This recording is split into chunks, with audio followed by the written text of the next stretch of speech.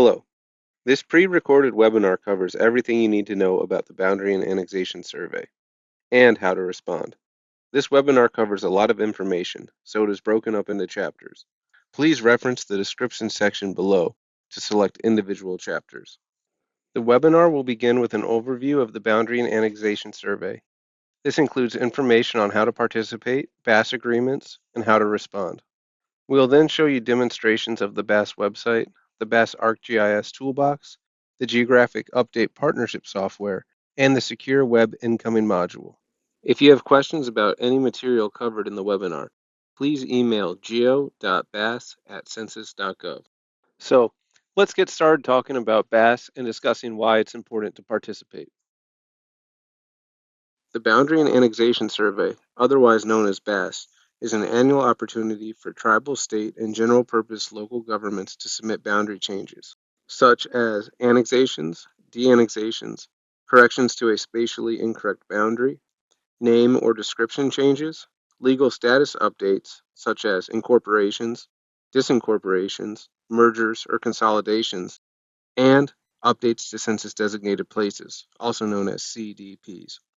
The Census Bureau conducts the BAS program to fulfill the agency's responsibility as part of the National Spatial Data Infrastructure. The Office of Management and Budget, Circular A16, designates the Census Bureau as the lead federal agency for maintaining national data about governments and statistical administrative boundaries. The Census Bureau conducts the BAS program to fulfill this responsibility and to ensure that the boundary data is current and accurate. Information collected through the BAS program is uploaded to the census website through TigerWeb, shapefiles, and geodatabases. This data is then passed on to the USGS National Map and Data.gov.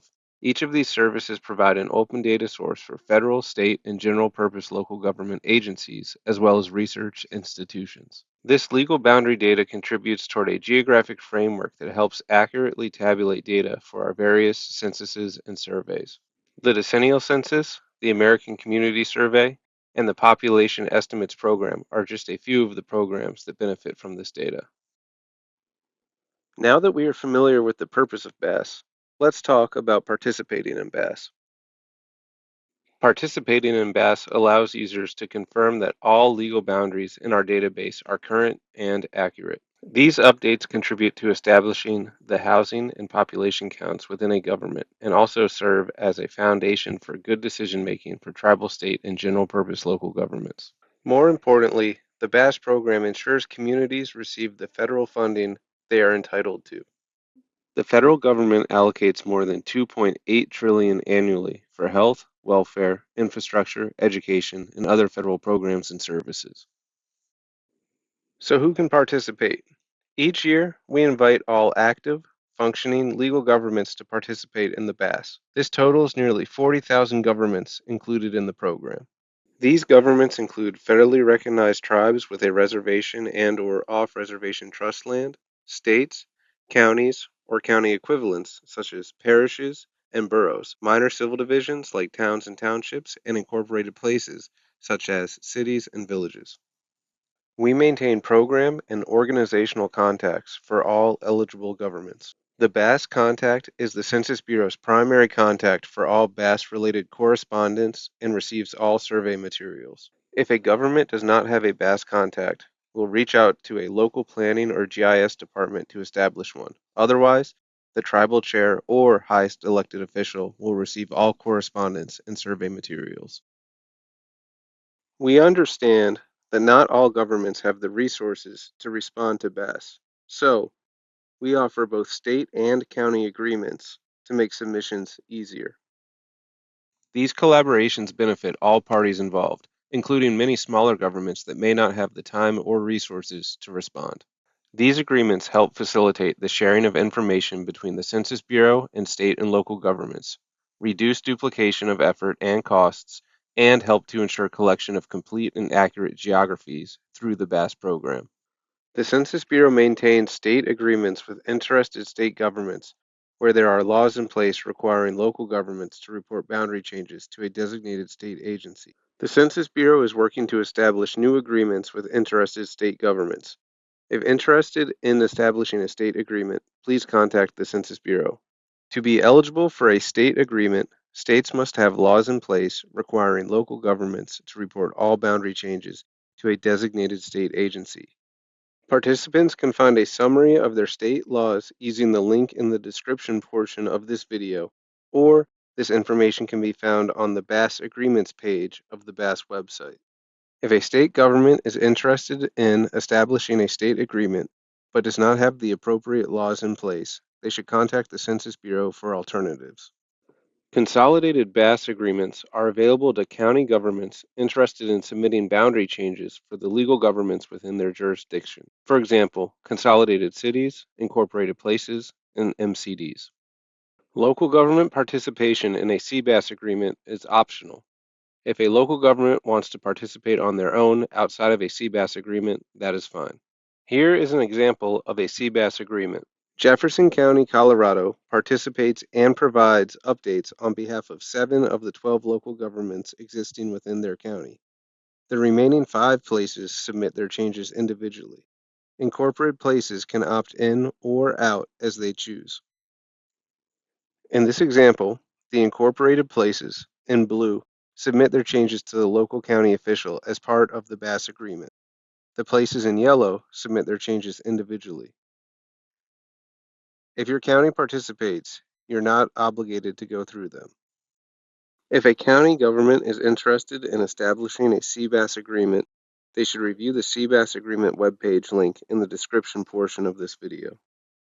This page includes a link to the BAS participation and response viewer, which can be used to determine the CBAS agreement status for a county government. Once a county has confirmed that they would like to participate in a CBAS agreement, they can contact us at go.bas@census.gov to receive a CBAS agreement form. This form catalogs the new CBAS contact information and which governments within the county wish to participate. Once a local government has decided they want to pair with a county, they'll no longer receive BAS materials. However, the highest elected official will continue to be notified and can update contact information if needed. The Boundary and Annexation Survey is an annual survey which follows the activity and outreach schedules you see on the screen. If you have any questions regarding the schedule, please contact us.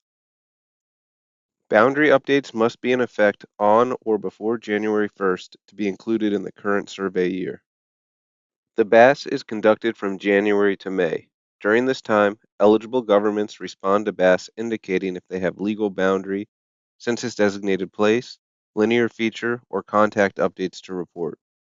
Those with updates can choose to create their submission using the Census Bureau's BAS Partnership Toolbox, GUPS Web, or paper maps. Legal boundary changes returned by March 1st will be reflected in the American Community Survey and Population Estimates Program data, and in next year's BAS materials. Changes returned by May 31st will be reflected in next year's BAS materials. Please note that the 2026 BAS is delayed and will begin in early February. Unfortunately, we are not able to adjust the March 1st, 2026 deadline. If you have concerns about meeting the March 1st deadline, email us at go.bas@census.gov. The link to the BAS annual response form is sent out each January and can also be found on the BAS website. Completing this online form is essential and the first step to completing your BAS response. When completing the form, participants will first enter their Gov ID or government name. Participants will then be prompted to review their government name and type to confirm it is correct. Next, participants will be asked to use TigerWeb, BAS Partnership shapefiles, or PDF maps to determine if the Census Bureau's boundary data is correct. After reviewing the boundary, the participant will either report yes, we have boundary changes to report, or if the Census Bureau's boundary data are correct, no, we do not have boundary changes to report. If boundary changes were reported, the participant will then select which submission method they want to use. Next, the participant will be prompted to review and, if necessary, update the contact information for the highest elected officials or tribal chairs, as well as the BAS contact. The next page asks the participant to provide a link, if known, for their government website. After completing the form, the participant will arrive at the thank you screen with information on next steps, webinars, and other helpful information. As seen earlier in this webinar, the BAS Participation and Response Viewer can be accessed from the BAS website. This tool is helpful when trying to determine if your government participates in BAS or has responded to BAS.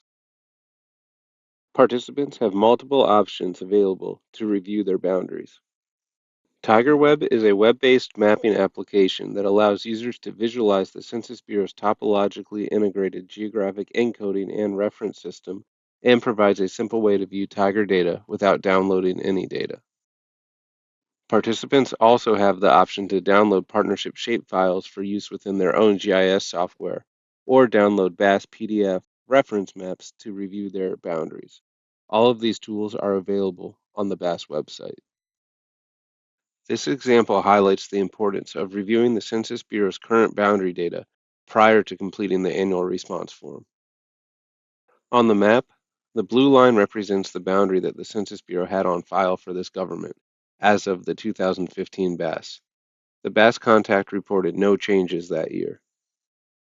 In 2016 and 2017, the government annexed a significant amount of land, but did not respond to the 2016 or 2017 BAS. As a result, these annexations could not be added to the Census Bureau's database, and the boundary data on file remained unchanged. In 2018, the new BAS contact did not review the current boundary the Census Bureau had on file prior to completing the annual response form. Since there were no annexations on file within the government's records for that year, they reported no changes.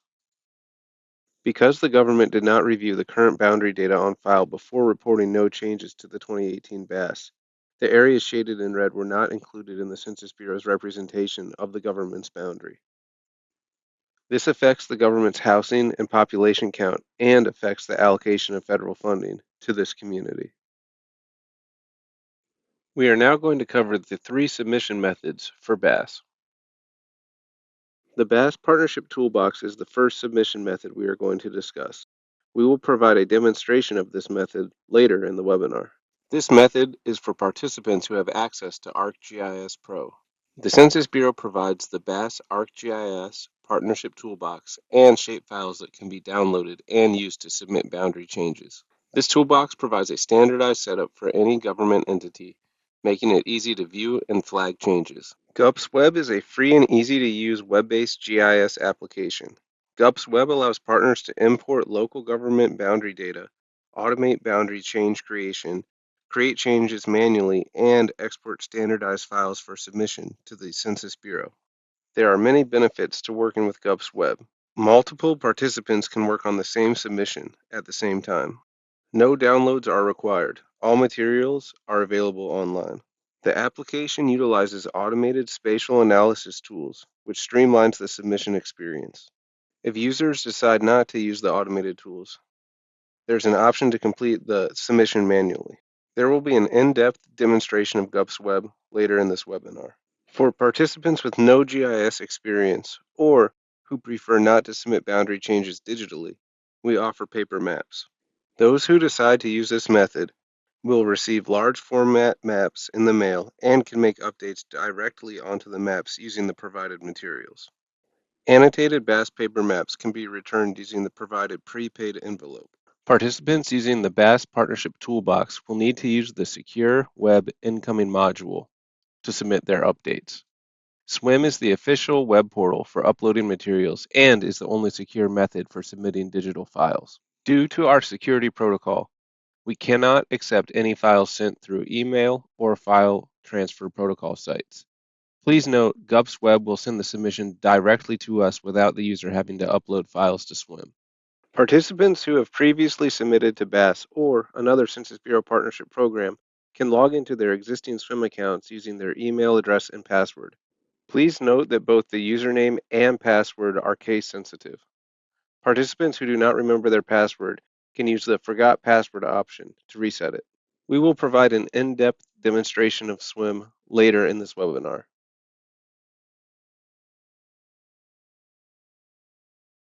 and today I'm going to briefly cover the BAS website and highlights of what you can find there. This is the main page of the BAS website. For most users, what you need to complete your submission and respond to the BAS can be found on this site. The first link here is Respond to BAS. It opens to the annual response form. Here, you select your government entity, state whether you have changes to report, and if you need any materials from us. You also use this to update your contact information for the highest elected official or BAS contact. The next link we're going to look at today is the BAS Participation and Response Viewer. Using this viewer, each place or county or state can check to see their participation level and the status of their response. All right, we're going to start with the participation map first. The legend is always going to be down here in the left-hand corner. And right now we're looking at the national level. So it shows the different states and what type of agreement they have, if any, for responding to BAS. And as you zoom in, the geography will change as well as the legend to appropriately show what you're looking at. So now we're going to get down here on the state or county level. And this shows that these respond for self in the yellow. The blue are responding in the county CBAS agreement. If we zoom in a little farther, we're going to see it change to more of a place, township, and tribal level. So now you can see the individual places and what method of response they're using. And you can see that there are tribal entities here at this level. And it's all covered here in the legend, so you can decide what type of participation you're involved in. And as we move over to the response status map, it works similarly with pan and zoom, but now we're showing what have we received your response. Have you said and made any response? And sometimes you respond with no changes, and it'll even show like we have received the response from Colorado Springs, but not all of the surrounding areas. So you can look around at this and see if it's helpful to you. The next link we're going to look at are the BAS videos. Here you can find our instructional videos. We have GUPS Web, which is something new, Tribal BAS, and then we also have our BAS webinar recordings. The next link we'll look at will be the response methods link. Here you will find the methods you can use to respond to BAS. Clicking on each method in the list will open a brief explanation of each option accompanied by a link. Selecting the method link will take you to a new page dedicated to that method of response with in-depth instructions on how to complete the BAS using the selected method. Next on the list is the BAS schedule link. This is a listing of various important program dates that you may need to be aware of. Next is the respondent how-to guides. If you need a replacement guide or would like a written visual aid for our response methods above, these are downloadable as PDF and printable, and then you would have the book you need to help walk you through our different choices. Next on the list are the current year BAS maps. This link takes you to an interface where you can download a large format PDF map of your government for reference or markup. These maps are updated annually to give the most accurate information for each government. Please make sure that you have downloaded the newest maps and data when reviewing your boundaries. Note, They are large and may be a bit slow downloading. Next on the list are the current BAS Partnership shapefiles. This link takes you to a data warehouse with complete county data sets for importing to your own GIS. You can use the files for creating your changes, reviewing the data we have on file for your government. Note, the Partnership Toolbox will automate the download of these shape files, but sometimes the toolbox can be blocked by your government's firewall or other security settings. If this happens, then this direct download method is recommended. When downloading with this direct method, first select your state and then select up to 5 counties that will contain the data you need. These will be large files and will be downloaded as a single zip file. This could take a minute or 10, depending on how many counties and your available download speed. Next, we have a link to our favorite web-based data visualization tool known as TigerWeb.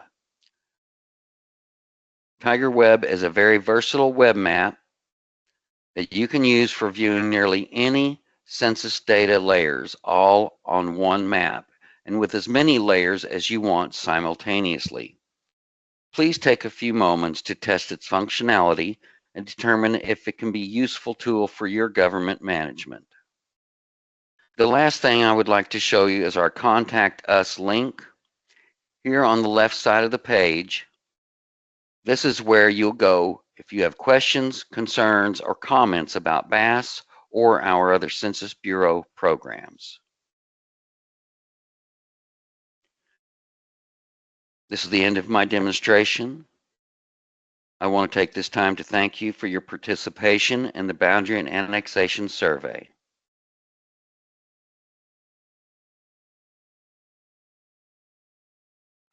I'm going to go over how to get the BAS Partnership Toolbox, how to set it up, and how to create your submission and then submit it through SWIM. As was mentioned earlier, we can get the BAS Partnership Tools through our Response Methods page. First, expand the BAS Partnership Toolbox drop-down menu and select the BAS Partnership Toolbox link.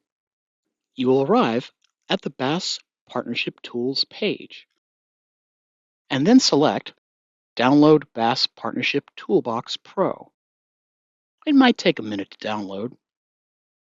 When it finishes, you will see a zip file called BAS Partnership Toolbox Pro.zip. Please extract the zip file onto a local drive, a network drive, or anywhere where you have read-write access. Inside that folder, you'll find a DBAS folder. And inside the DBAS folder, you will find our standardized folder structure. Please do not alter the folder structure once you start working on your projects, because some of our tools are dependent on this being set up in a particular way. Within this folder, you'll find a projects folder, which should be empty. This is where you're going to create your projects. You'll have a setup folder, which contains all the tools and toolboxes, templates, and layers you need to actually create your submission. You'll also find a how-to guide in PDF format. And then you'll also have a change log here that just lists all the changes we've made over the years. If you need to know which version of the toolbox you have, you can find it in the change log. We regularly make changes to the Partnership Toolbox, so please make sure to check to know if you have the most recent version. When in doubt, we recommend downloading a new toolbox and overwriting the old contents. Once you've downloaded it and you have it on a drive that you can work on, you can go ahead and open ArcGIS Pro. To create your submission, we are first going to find that folder that we put the toolbox in. We'll go ahead and enter this projects folder. Select the projects folder as your new project location and click OK for the new project name you want to use. In this case, we'll want to use the GovID of your entity. For this entity, I'm using a city in Georgia. You can find your GovID listed on the BAS website, or if you're having trouble locating your GovID, you can always email GeoBAS or call our 1-800 number. It's very important in this step to make sure that that box is checked to create a local folder for the project. This ensures everything gets put in the right place and is grouped together. I'm going to click OK to make my project. So now we have a blank project.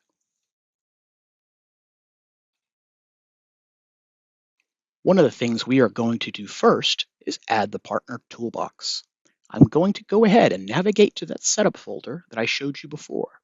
I'm going to add the BAS Toolbox Pro to my project.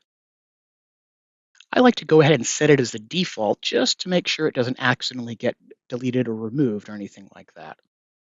There are 4 tools in the Partnership Toolbox. They can help streamline all stages of creating your submission. The Project Setup tool will download your data, and if you're ready to create changes, it will create your changes for you in the same step. The Setup tool is going to automatically pull your GovID from the name of your project, which is why we make sure to tell you create your project with your GovID as the first step. It saves time by automatically having that GovID information in the project.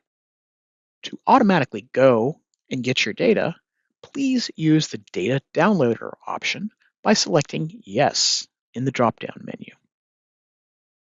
If, for whatever reason, you get an error when using this data downloader, or if you know that your IT folks have blocked FTP access to the Census Bureau or any kind of automated downloads, please use the shapefile data from the Census Shapefile download site. After downloading your shapefile data from the Census download site, select No in the Use Data Downloader dropdown and input the path to the partnership zip files that you downloaded from the BAS website manually. The partnership data, as you saw, is divided up by county. If your incorporated place, i.e. city, village, town, etc., is in multiple counties, the data downloader will automatically pull in that information for you. This city is in one county, so we don't have to go out and get multiple counties.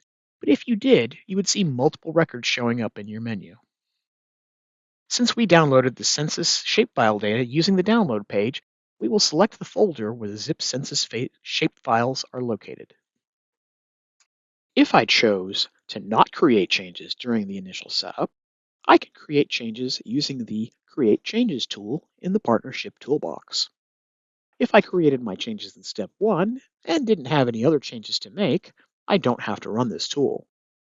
This tool is only for participants who didn't create changes in the first step or who have multiple levels of geography they need to create changes for. Say you're a county and you're responding to all the places within your county, but you also have county updates.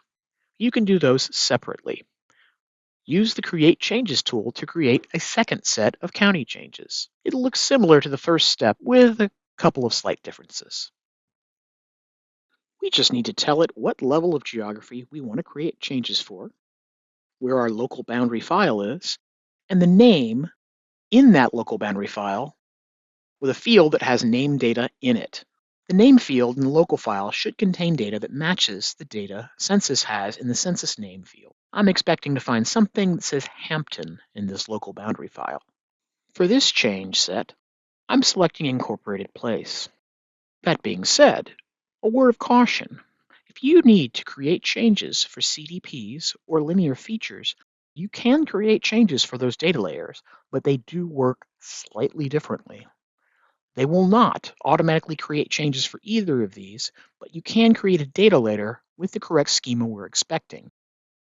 Then you can manually create changes for those data layers.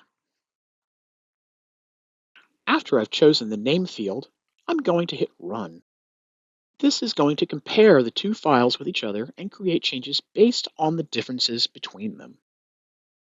If I had more than one entity here, it would show multiple lines for each city that was being checked. Another thing that it does automatically, depending on your licensing level, is attempt to remove any slivers from your submission.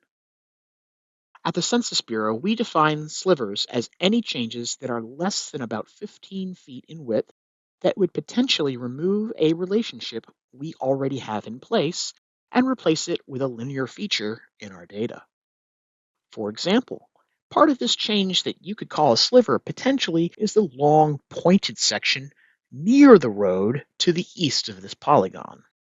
We want to keep our data snapped to the road and not just off to the side of the road. The toolbox will automatically set the symbology for your change types to make them a little easier to identify and to find on the map. For my city, I'm going to zoom to an area where I know I have a legal change. I select this polygon and view the attribution for it. At this point, I can actually enter the legal information Census needs to accept the change. Census requires that you fill in the change type, the effective date, the authorization type, the document number, and since we're in the state of Georgia, we also require the area field to be populated. Please note these are the only fields we require and that area is only for Georgia. When everything is initially created, it is coded as a B. Type B changes are referred to as boundary corrections. This change is a large D annexation. I'm going to change this to a D, which stands for de-annexation. I'll enter an effective date from last year, and then an authorization type and a document number. Because this is in Georgia, we do have to enter an area as well, but it's not required in other states. When I hit enter, when the changes commit, it updates the symbology on the map as well. You can see here that some little slivers are coming off this polygon. You can go ahead and remove these if you want. Otherwise, Census will go through and clean up the data when we get it on our end. We are going to review a couple other polygons that are known legal changes. I'm going to change the change type from B to A. Then I'm going to enter in the effective date. Please note that for a change to go into this year's BAS, it needs to be in effect before January 1st of the current BAS year. I'm going to enter in authorization types for each of these changes and a document ID for each. Last of all, I'm going to enter in the area since I'm a Georgia participant. And this is only required for Georgia. After you've reviewed your submission, if you've changed any of your attributes, you can now run the Attribute Check tool. If you run the Attribute Check tool without changing any of your attributes, it's going to tell you there's no errors. If you've made any changes, we recommend you run the Attribute Check tool just to make sure that your fields have all been correctly filled out. This tool requires you to select the change file being looked at and what level of geography the change file is for. The tool also asks if a file is in Georgia, so it knows to check the area field as well for that file. I can run this, and it's going to show up with no errors, but I can kind of show you what the inputs look like. The tool will let you know when it's complete. Next, you need to go back to your folder for your project and refresh it. You'll now see a CSV file here that you can open as a table or join it to the changes based on the FID field if there are records in it. This one, as you can see, doesn't have any records because there are no errors. The goal for the attribute check is to show no errors. Please note that the attribute check tool is strictly optional, but it is important if you've made any changes to your attributes. If, for example, you consist of all boundary corrections and you didn't make any changes, you can skip the attribute check tool. The last tool is the Export Submission Files tool. This tool is meant to pull everything that Census needs to actually process your submission. It packs them into a zip file that you can send to Census via SWIM, the Secure Web Incoming Module. There are a couple inputs here that are strictly optional, but please feel free to provide them. First option here, we have parcel data. You can include parcels for your city or county if you'd like to, and if they support your annexation. They are more for our reference. The same thing goes for street centerline files. If you have a street centerline file, you can submit that centerline file here as well. If you have PDF maps, ordnance documents, or other scanned maps that go with your legal changes, you can include them here in your additional files. If you have lots of changes, or if it's unclear where a change should be split because it's part of a boundary correction, please send additional map documents in support of your changes. The last fields are contact information updates for either your BAS contact or whomever is creating the submission. Please include your first and last name and also your full street address, including the city, state, and zip code if you are filing this contact information. Census uses this information to keep our contacts database up to date. It also helps Census figure out who to contact if we do have questions about your submission. The BAS contact is often a different person than the person who actually created and submitted the changes, so it just keeps us in the loop on who to actually talk to if we have questions. Once you fill this out, you can click the Run button and it will automatically launch the SWIM site and you will be prompted to log in. If it does not automatically launch, you can navigate to the SWIM site and then log in.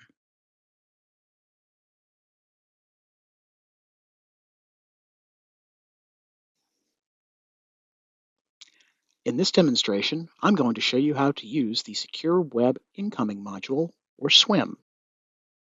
First off, I'll go ahead and log into SWIM. Please recall that both the email address and password are case sensitive. Once logged in, from the Start page, you will see any previous uploads you have submitted. I'm going to click Start a New Upload. On this screen, you will select the program you are submitting data for. I am going to select the Boundary and Annexation Survey and then click Next. Now I am going to indicate which BAS entity I am reporting for. So, for example, if I were a county respondent and was reporting county changes, I would select County. If I was reporting for a place, I select Place, and so on and so forth. So now we're going to go through the menus. For the state, we're going to select Georgia. And then we're going to scroll down into the Place menu and go to the city of Hampton. You can type the start of your name in this case, the letter H, to jump down to it. You'll find it jumps down and makes it a little easier. Click on Next, and then you can add your zip file. To find that zip file, you'll click on Add File, and then go into your project folder. Click on the GovID folder for the one you're working. It'll be named BAS TBX, the program year, your GovID, and return. This is the only file that you need to submit to us. This file contains everything we need, all the change files that you created and any additional files you associated with it. As you can see, I'm hovering over the zip file, and you can see all the change place files in there, as well as the parcel files that we added. It also has the contact information text file in there. I'm going to select Next to upload, and then you can include a comment as well if you'd like. These comments are seen by whomever is receiving your submission at the Census Bureau. We prefer that you do not put contact updates in this comment, but you can provide anything that you think might be helpful for accepting your submission. When you're done, you'll click Next and then submit it. If you have any submissions you didn't complete, you can continue those. You can also download those for your own archive purposes. So if you wanted to come back and do something later, of course, you can always click Continue and download or upload later. Once you've submitted it to SWIM, you don't have to do anything else unless you have more changes to report or are responding for another entity. Census will let you know when we receive your submission by sending you an email. Thank you for watching this demo of the Census SWIM site and for your participation in BAS.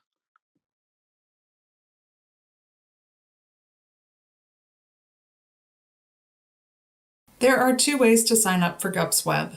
One is by selecting GUPS Web on the annual response form as your preferred participation method, and the second way is to email us at geo.bas@census.gov, and we will get you set up with an account. Once you've opted into GUPS Web, you will receive an email from us that contains the link for GUPS Web and instructions to guide you through the process of setting up your account. You only need to set up an account once. If you used GUPS Web in the past, you should use the same account for the current year. This account will also work for future BAS years as well. Once you've logged in, you will see the GUPS Web dashboard. This is the main landing page for GUPS Web. From this page, you can open up a new project, open existing projects, manage your account, and manage any users that you may have added to your project. The first thing I would like to bring your attention to is our GUPS Web Help Center. This can be located on the left-hand menu towards the bottom where there is a question mark icon. Once you click that, it will open up a new page. In the GUPS Web Help Center, you will find information about how to register for GUPS Web. You'll find more information about general GUPS Web tools, and you will find information about programs that are supported in GUPS Web. So specifically, we're looking at the BAS program area. So if you go to the left-hand menu, Program Area Support, you'll find the Boundary and Annexation Survey tools. At this point, you will see instructions about how to set up your account again, and then more information about how to invite users, information about our editing tools, review tools, and how to make a submission. All of this will be covered in the demo today. You are free to open up this help center at any time. The question mark icon can be found in the same location on any page in GUPS Web. Before we get into any projects, I would like to show you more about what you can find on the dashboard. So here you can see an option to restore any deleted projects. Here we have user management. This is the location where you can go if you need to invite users to your project. If you choose to invite another user to your project, go ahead to User Management and Invite User. It will open up a new page from which you will select the program, being the Boundary and Annexation Survey. Then you will be given an option to choose a role for the user that you're inviting. The role options are GUPS Project Viewer, which is a read-only role, GUPS Project Collaborator, which means that they can edit the project, and GUPS Project Owner, which means that they can edit the project and invite other users. Once you've selected the role, then you will choose the Gov ID for the project you're inviting them to. So go ahead and you can either type in the government's name or the Gov ID, and then you will select your project ID. Type in the email for the users that you want to invite.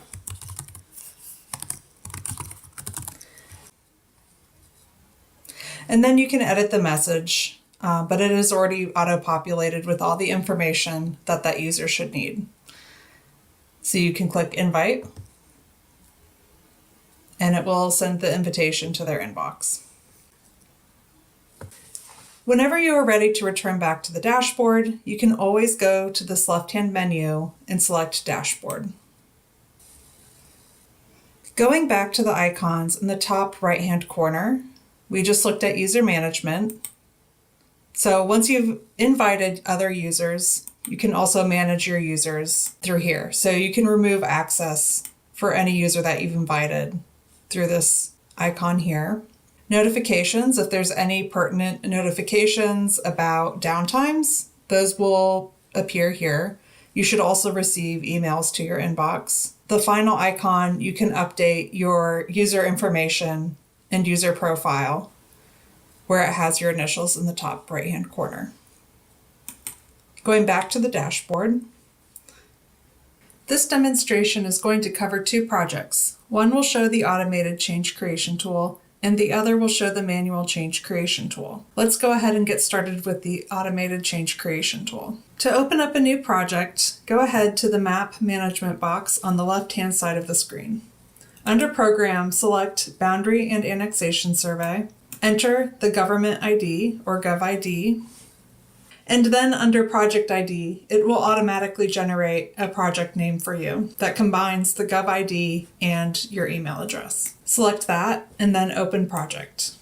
This is what GUPS Web will look like when it first opens up the project. It should be zoomed in to the government that you are currently working on. So here we're looking at Surprise City. Briefly, I will cover the GUPS Web navigation tools. On the left-hand bar here, at the top, you have a fold-out map icon and it's called Quick Tools. If you open that, it will give you some basic navigation tools. So you have the hand here for Pan Map. You can always go back to this location to get your pan icon back. You have Zoom Last and Zoom Next. You have an easy access add imagery icon here. It's a globe with a plus sign. Once you click that, it will add imagery to your map. If you want to turn it back off, you just click the same icon again. You have Zoom to full extent. I'm going to go to Zoom Last to get back to our last view. Zoom in, zoom out, and save and refresh project. So to close that panel or that menu, I'm going to go back to Quick Tools. We'll look at tools just in a second. But first, let's look at the layer legend. It's your standard layer icon. Here you have the ability to turn layers on and off, as well as update symbology to what you please. So for example, I don't need to see census designated places in this case, so I'm going to turn them off. If we zoom in a little bit more, maybe turn imagery on, I can see that we don't have our edges turned on yet. I can't see roads. So in order to do that, I'm going to go up here to Edges and turn those on. And so that I can see the edges better, I'm going to right click, select Properties, and I'm going to update the symbology here. And specifically, I want to update the road symbology. So I'm going to highlight roads and select Edit. I have the ability to change the color. I'm going to make it brighter, and then I'm going to make the line width bolder. Click Save, and now I have an easier time seeing the roads on top of imagery. If I ever want to turn them off again, I would just select Edges again. And then I also have the ability to hide labels if I don't want to see the road names. And then the import-export options. For import tools, you have the ability to import reference shapefiles. So if you have like parcel layers or any other reference layers you want to use, you can import them here. And then export tools, this is where you go to submit your final project. So we'll look again at this once I've created the changes for this project. You also have the ability to download project files so that you can keep your own record off of GUPS Web if you want your own copy. All right, so let's go back and look at tools. So here you have some more detailed view tools. I showed you under Quick Tools that you had access to the Pan Map, all the zoom tools, but you also have identify features available here. So let's go ahead and identify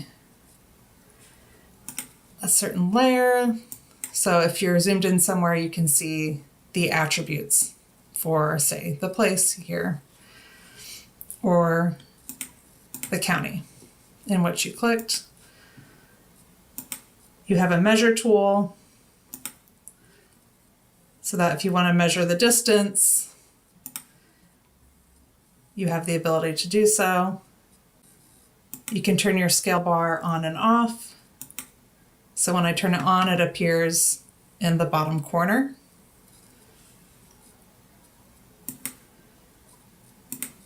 And then you have a bookmarks feature, which is handy, especially if you're collaborating with your colleagues. So if you have a particular area of interest, you can add a bookmark and you can label it whatever you want. and other users will be able to see the bookmarks. Next, there's the imagery tools. To use the Google Maps or Bing Maps imagery tools, you first want to click on either the Google or Bing Maps imagery option. You select an area on the map, do a left click, and it will open up a new tab at the top. It will be zoomed into the same area that you had on the map. You also have the same Add Imagery button that you had in the Quick Tools options. So same thing. You can turn it off by clicking that, turn it on by clicking it, and then you have an extra Remove Imagery icon when you want to turn the imagery off. All right, then with selection tools, you have your standard selection abilities to select features by polygon, freehand, and then also just deselect features. And then edit tools is where we get into our BAS specific tools. So we have the automated change creator, and this is where we are going to get in and upload our own shapefile so that it can create the difference between our local shapefile and the census shapefile. The modify area feature tools are where you have the ability to manually draw in your changes. So this is a really good option if you don't have a shapefile for your government. You can go in and manually update the boundaries of the census data. And then we also have our add, delete, and split linear feature options, as well as a modify linear feature option. For this project, we're going to look specifically at the automated change creator tool. So I'm going to go ahead and select that. A window will pop up to confirm that you want to use the automated change method. Or if you accidentally selected that, you could make the option to use the manual change method. So looking at automated change method, you can see it says upload your local boundary data to automatically create changes. I select that. Once I select that, you can see that a window pops open in the left-hand panel here under automated change creator. First, it asks me to select a layer for which I'm creating the updates. In this case, we're looking at incorporated place. And then under import data here, it gives you information about the options that you have for uploading your local shapefile. So you can either upload it as a zip file that contains these 4 file types, or you can select those 4 file types as components. So select the option of your choice and then go to select files.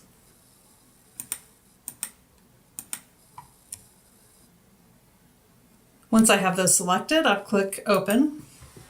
It should populate underneath Select Files with what you've selected, and then click the Import button. All right, next it's going to ask you what you want to use for your data crosswalk. This is going to be the field that the tool will match between your local data and the census data. You have 3 options. You have the state and place FIPS codes, the national standards code, and the name and legal description. So select one of those, and then you will find the field within your own data that matches the census data. So if the census data is name LSAD, I'm going to select that for my own data. Yours might have a different name, but as long as the data inside the field matches, so here we're looking at Surprise City. As long as it says Surprise City in my data, it will match. So I'll select Create Boundary Changes, select OK, and now the tool will run and generate the change shapefile for us. Once the automated change creator tool is done running, we can review our created changes by going to Review Tools, Boundary Review, and then select the layer of which you just created changes for, which is Incorporated Place, and select Review. The Boundary Review table will open up in the center of the screen, so we can see here we have 3 changes for Surprise City that we need to review. One thing that the automated change creation tool does is that it automatically filters out the very small sliver style changes. So in reality, there were actually a lot more changes, but they were automatically dismissed because of their size. So you can always go through and filter the table if you want to see what else was created during the automated change creation process. But in general, these are the three areas of significance, most likely to be legal changes or significant boundary corrections. So what we need to do is go through, review each one, deem it a boundary correction or a legal change, and if it is a legal change, we need to add that legal change documentation information. To zoom in on a particular change, you can double click on the table. So we'll look at this one first. It does a close zoom in on the change. You can always adjust the zoom as needed. I'm going to add the imagery so that I can see the scale and what exactly is included. I'm also going to go in and add the edges back. All right, so the change in question is this teal area right here. This is an out change. I know that it's a de-annexation for Surprise City, so I'm going to select that change again. And then at the top of the boundary review table, select Add Legal Information. Once you select Add Legal Information, it will open up this panel on the right-hand side of the screen, and we're going to go through here and add the legal information. The change type is going to be de-annexation. I have the option to upload an attachment. That is not required if you include all the other information though. So let's go through and add the document number, the authorization type, and the effective date.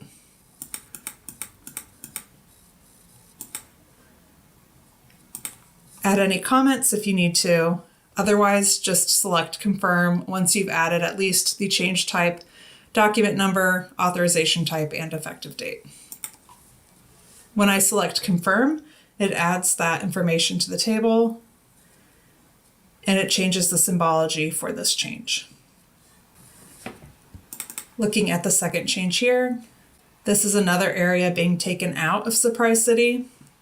If this is just a boundary correction with no legal information, you can just select accept.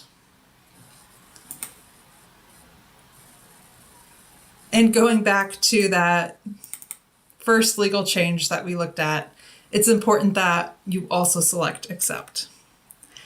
Selecting accept means that you want to move forward with sending this change to the Census Bureau. So that's how it categorizes it. At the end, when we use the Submit to Census tool, it's going to separate all the dismissed changes and all the accepted changes and only send the accepted changes to the Census Bureau for the final update. Okay, looking at the third change. Here we have an area being added to Surprise City, and this is going to be another legal change and annexation. So go to Add Legal Information. I'm updating this to annexation, adding the documentation information, authorization type, and the effective date. And I'm selecting confirm. Now that this information is added to the table, I select the change again and select accept. Once you've accepted or dismissed all the changes that you needed to review, you are ready to go ahead and submit these changes to the Census Bureau. If you want to view them again, you can always go back to the filter option and select accepted. And then you can see here, you've got the green check marks because they've already been reviewed, and you have your final 3 changes that are being submitted to the census. To submit to the census, you go to Import and Export, go to Export Tools, Submit to Census, and then select the Submit button. You will receive a submission complete message, and this is all you need to do to complete your BAS submission using GUPS Web. Next, let's look at a project that uses the manual change creation tool. To open up a new project, go to Program, Boundary and Annexation Survey, enter the GovID, You can also enter the government name and it will search it for you.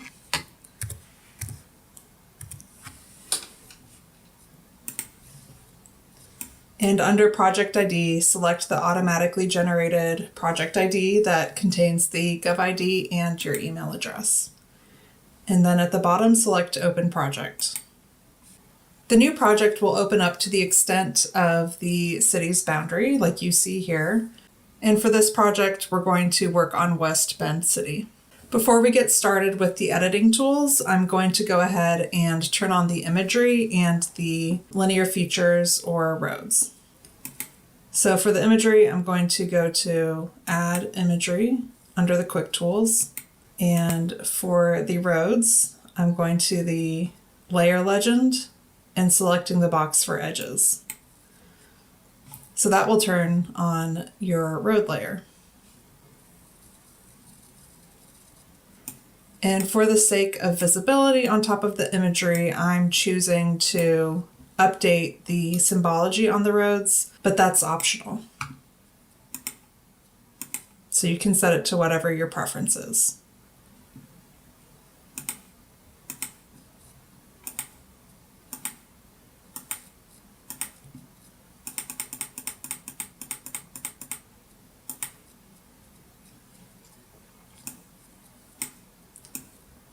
So now we can get started looking at the editing tools.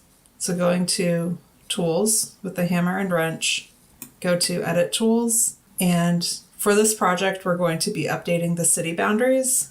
So we're looking at Modify Area Feature, Legal, and Tribal areas. We're concerned with the legal areas in this case. When I select that, it opens up this pop-up which makes me confirm which editing method I want to use. And I'm confirming that I want to use the manual change method, not the automated change method. The manual change method is a good option for if you do not have a shapefile for your entity.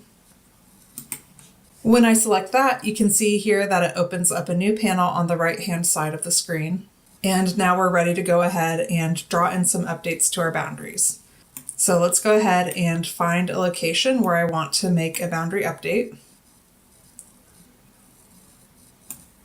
Let's start with a simple boundary correction. So looking at our geography, I know that I'm working on the incorporated place and that the update I want to make under the action is a boundary correction, add area. After that, I need to select the area on the map that we're updating. So I'll select the Select Target Area icon, and then I'm going to click on the incorporated place that we're updating here. So that's the area in yellow. Once I select that, I can see that it updates the highlighted city on the table here on the right-hand column to West Bend City. Next, I'm ready to draw in my boundary correction update. So I select Draw Polygon.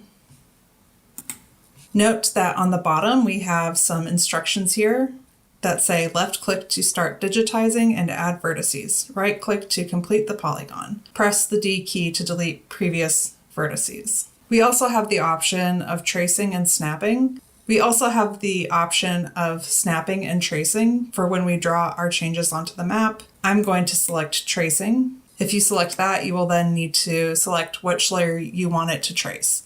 So here I'm concerned with tracing the incorporated place edge. So you can see once you bring your cursor closer to the incorporated place edge, it starts to stick or snap to it. So I know that I want to start here. And then if I keep my cursor above the incorporated place edge, I can waver off of it a little bit. There is some tolerance, but you can see that it stays on the incorporated place edge. To end at that edge, I'm going to do a left click. And now I can come off of the edge and draw in my boundary correction. So here I'm just going to follow the tree line in the imagery for this boundary correction with a series of left clicks and ending with a final left click or right click. Either will work. So once I have that final click, you can see here that it has a shadow of the polygon that I just drew. If I'm happy with that, I can go ahead and click Commit at the bottom of the right-hand panel, and this is going to update that boundary for me. You can see here that there is a faint dotted line where the original boundary was located, and the new updated boundary that I drew in is now that thick yellow line for the incorporated place edges. Next, let's look at a legal boundary change. So now we're looking for our annexation area. Panning around the map, and here I've found it. So we're looking at this section here. Geography, make sure you have incorporated place selected. Action, you're going to have to go back and select annexation or de-annexation, depending on your legal change. In this case, we're looking at an annexation. Select your target area, which is our incorporated place. Select the yellow area on the map, and it will highlight your city in the right-hand panel. And I'm going to select my tracing option to be on incorporated place again. Again, the tracing and snapping is optional. You can always select do not trace and snap option if that's your preference. Next, I'm going to draw a polygon, and it is easier for me if I start on the edge. So clicking at every corner that I want to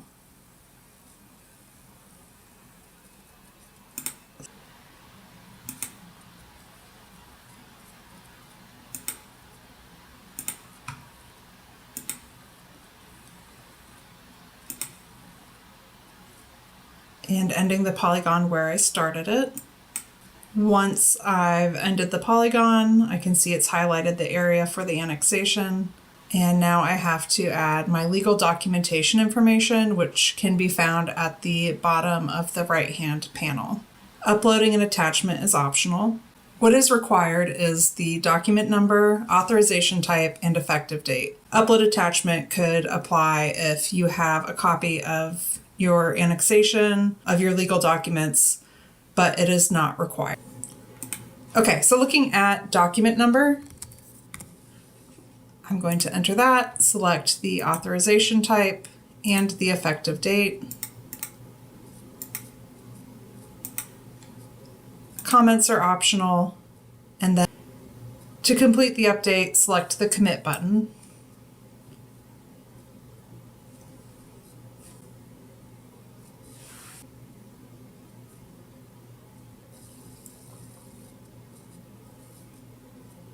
And you can see now that it has updated the map to include the annexation. So now that I've shown you an example of both a boundary correction and an annexation, I'll show one more example where we're removing area from the map. So let's find a location for that. So over here, we can do a small boundary correction. Back to our panel, we have incorporated place selected. Under action, I'm going to select boundary correction, remove area, select my target area, and draw a polygon. So now I'm going to trace around the boundary, clicking every time I want to change direction. And we'll keep it a small boundary correction here.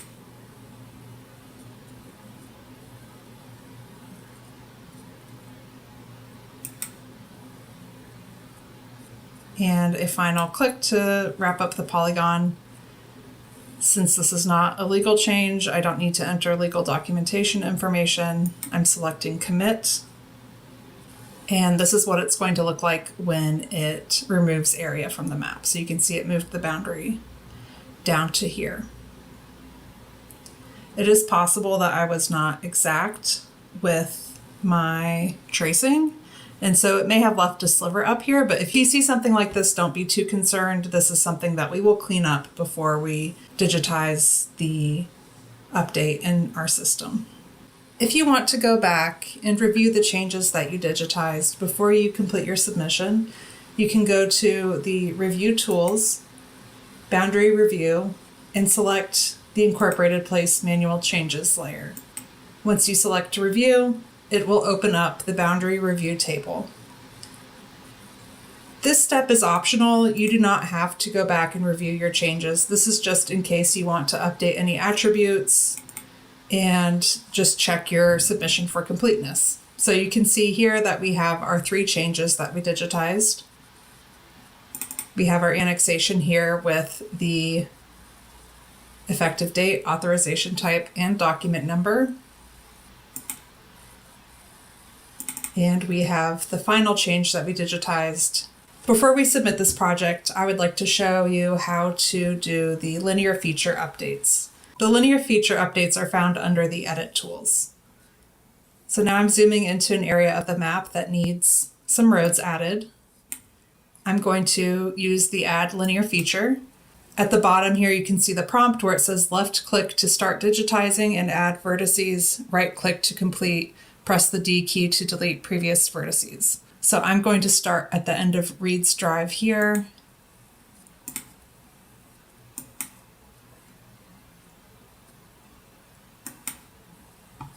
And with a series of left clicks, I'm going to draw this road.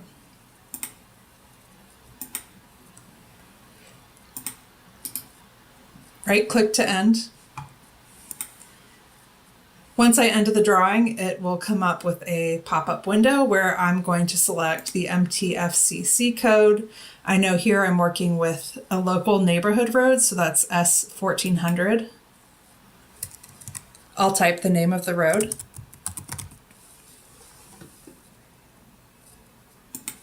And select the suffix. So let's call this Census Drive. Select Commit. And you can see here that it drew in Census Drive. Let's go ahead and draw one more. Right click to end. Local neighborhood road.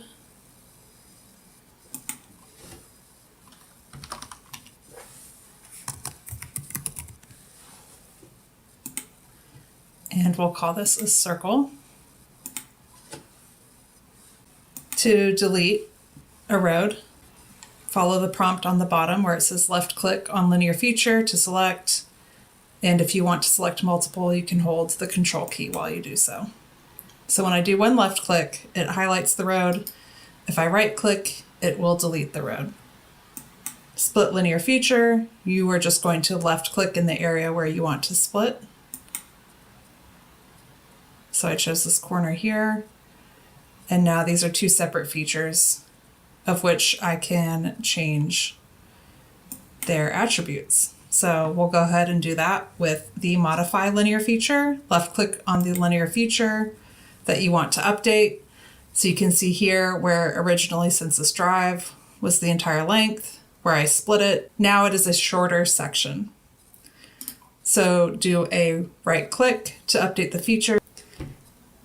And a pop-up will appear where you can update the attributes. So let's call this Maryland Drive. Select Update, and that is how you use the linear feature tools under the Edit tools. Now we're ready to submit this to the Census Bureau. So go back to the Import Export icon, go to Export Tools, and select Submit to Census. Once you hit the Submit button, you are done with your submission.